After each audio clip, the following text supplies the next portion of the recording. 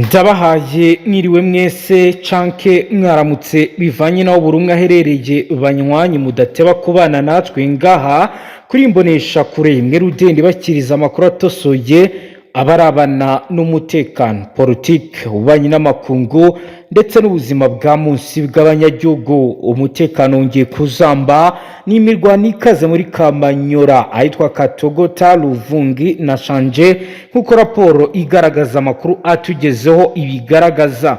Turaza kubabwira ibijyanye n'imirwano ikomeye ikomeje kubera muri ibi bice. Turaza kandi kubabwira ko abaturage batatu bapfuye abandi batanu barakomereka. Ibi ni ibikubiye muri raporo ikomeye imaze gusorwa na Laurence Kanyuka, umuvugizi wa AFC ku rwego rwa politiki ugaragaje abakomeretse. Turaza ro kureba uko bihagaze, turababwira rero ibiri kubera kuri position stratégique, turebe kandi combat rapproché aho bari kurwana begeranye kuri aya masa. Turaza kubabwira bijyanye na contre offensive ndetse turebe ibiri kugenda bigaragara iruvunge na Shanje.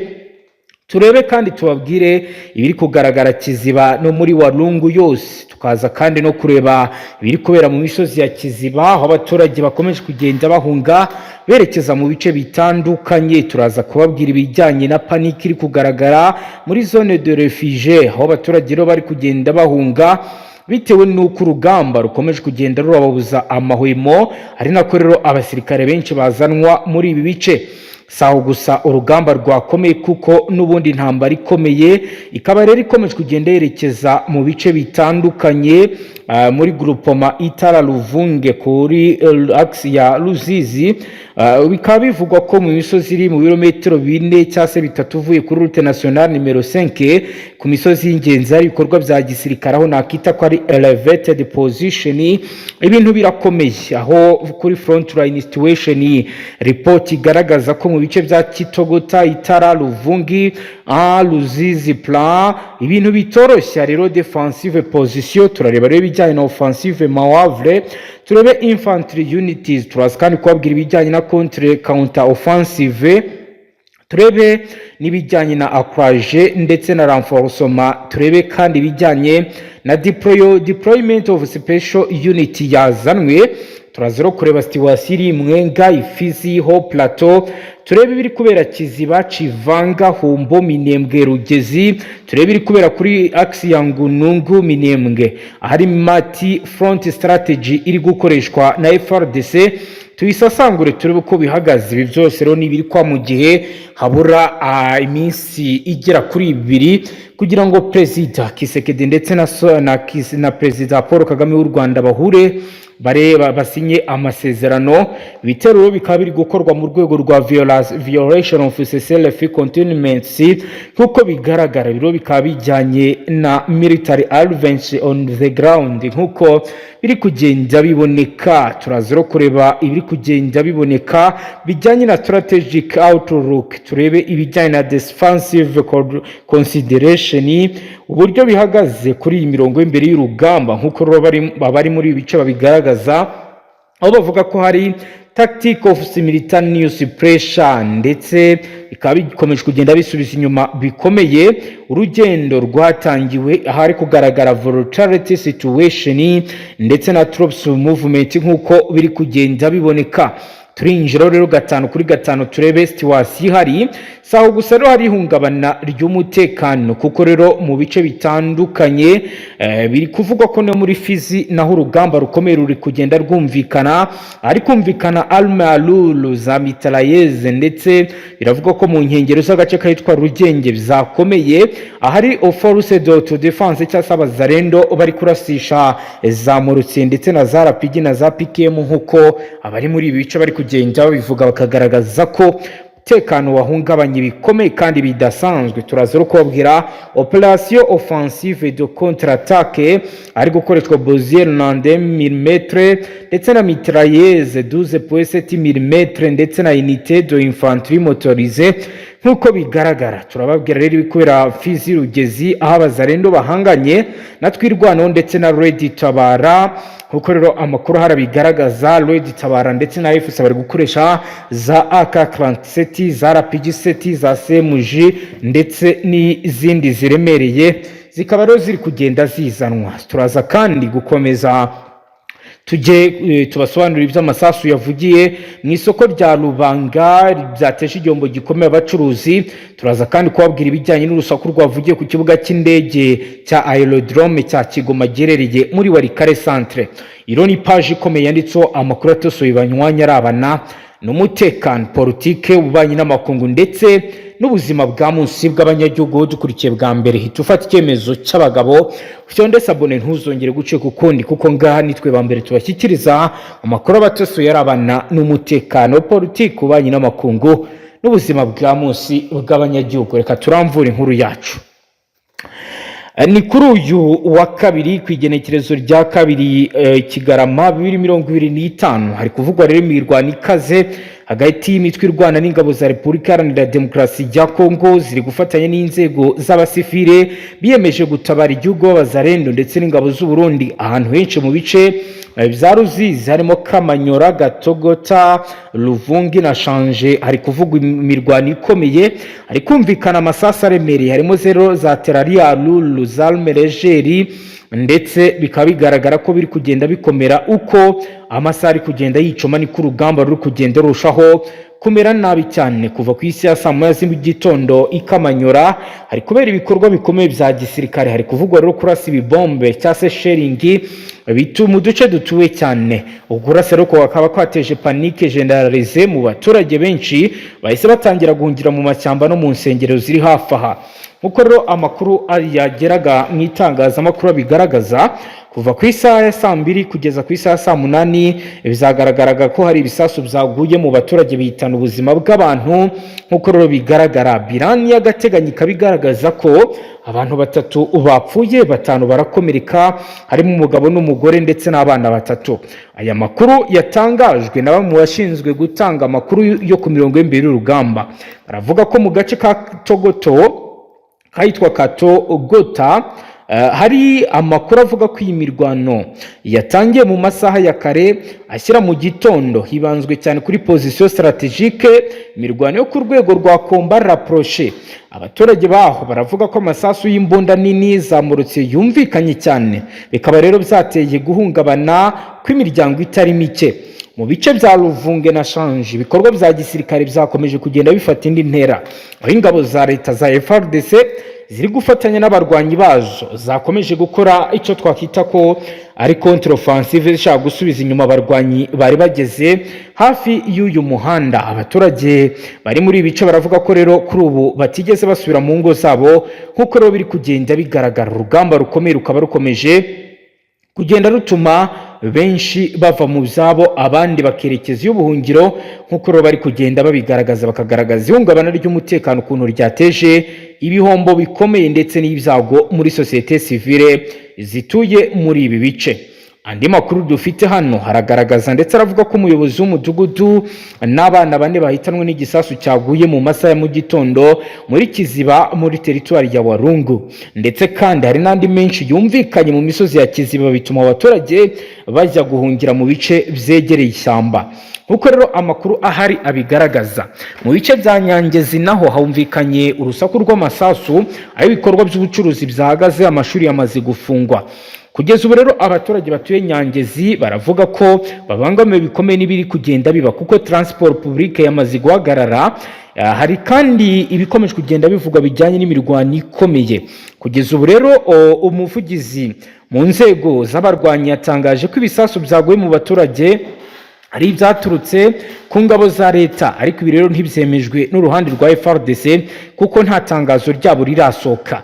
Kugeza ubu ibice bya Sud Kivu bikomeje kurangwamo imidugararo ikomeye ndetse biri guteza n'impaka zikomeye mu baturage kuva mu gitondo cyo kuri uyu wa kabiri, kuko rero bari muri ibice babitangaza bakagaragaza ko bakuye umutima n'ibikomeje kugenda biba ndetse n'ibiri kugenda bigaragara muri ibi bice, nkuko rero benshi babivuga kandi bakagaragaza ko mu gihe atagira igikorwa mu maguru mashya ubuzima buri bukomeze kugenda bugorana. Mu yandi makuru ahari kandi yamaze kwemezwa, biravugwa kandi biremezwa ko mu masaha yo kuri uyu wa kabiri intambara yongeye kugaragara mu bice bitandukanye byitwa Katogota no muri groupe Mayitara, Ruvunge, mu mugongo wa Rugezi cyangwa se kuri axe ya Rugezi.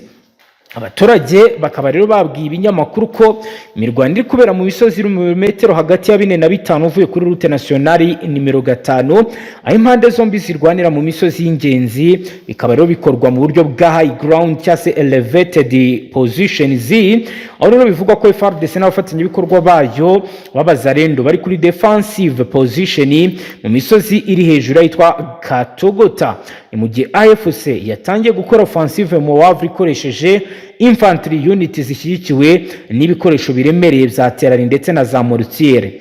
Amakuru y'imbere aravuga ko hari counter offensive Fardc yahise itangizwa ku manywa igateza inyuma umutwe w'abanzi mu misozi ku ruhande rw'amajyepfo, nk'uko rero bikomeje kugenda bigaragara kandi binavugwa, nk'uko rero biri kugenda bitangazwa. Mu gitondo cyo kuwa kabiri havuzwe kandi accrochage hagati ya Fardc na M23 nyuma y'uko renforcement y'uyu mutwe zagaragaye ziturutse mu misozi ya Karehe. Imirwano reka biri kubera mu duce dutandukanye. Fardc ikomeje kongera deployment of special force unity mu rwego rwo gukumira ko M23 yakambuka mu bindi bice bya Karehe. Ku isaha mu masaha rero 72 ashize, AFC yashinjwaga n'abaturage ndetse n'inzego z'aka karere kongera ibikorwa byo gutera ibice bikurikira birimo Mwenga, ahitwa Kirunjwe, n'ahitwa Kasika, muri Fizi ahitwa Tumbangoma, ahitwa Kinyonkwe, ahitwa Rugezi, ahitwa Rwasabuni ndetse no muri Ho Plateau mu bice bya Kiziba, Chivanga, Hombo, kuraksi ya Minembwe, Rugezi ndetse no kuraksi ya Nungu Minembwe. Ibi byose rero birerekana ko M23 ishaka gukora multi-front strategy kugira ngo ico ibashe kugabanya ingufu za Fardc nk'uko bigaragara.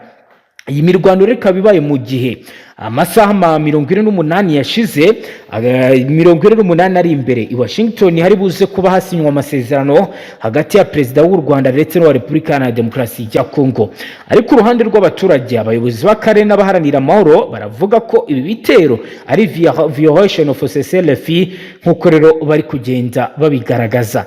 Abaturage bo muri Katogota, Kiziba na Ruvungi barimo guhungira mu misozi ya Kamanyora na Shanje. Ibitaro bya Ruvungi byemeje ko biri kwakira abakomeretse barimo abana ndetse n'abandi bo ku mirongo y'imbere y'urugamba. Ubutabazi rero buri gutangwa, bikaba bivugwa ko rero Croix Rouge ariyo iri kugenda igerageza gutabara, nayo nubwo bigoye kuko n'ubundi imirwano iri kuba kandi abakozi bayo ntibahabwe uburyo bwo gutabara.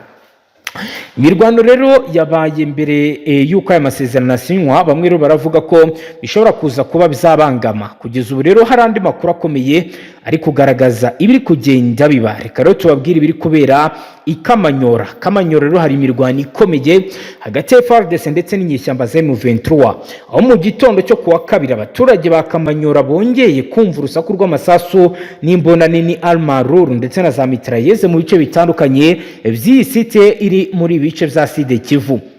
Amakuru ari gutangwa n'abaturage atugeraho aravuga ko imirwano yatangiriye mu nkengero z'ahitwa Rugenge. Hemejwe ko abantu babiri bakomeretse kubera kuraswa n'amasasu. Imodoka n'abasirikare ba Fardc ndetse n'abazarendo aba bitwa force d'autodefense nabo bari kugenda bahangana bikomeye. Kuko rero abatanga buhamya babivuga, baravuga ko rero bari kumva urusaku rurashishwa imbunda za Morutier, za RPG, za PKM. Ibintu rero byateye ubwoba bukabije abaturage, bamwe batangiye guhunga berekeza Ruvunge ndetse na Shanje.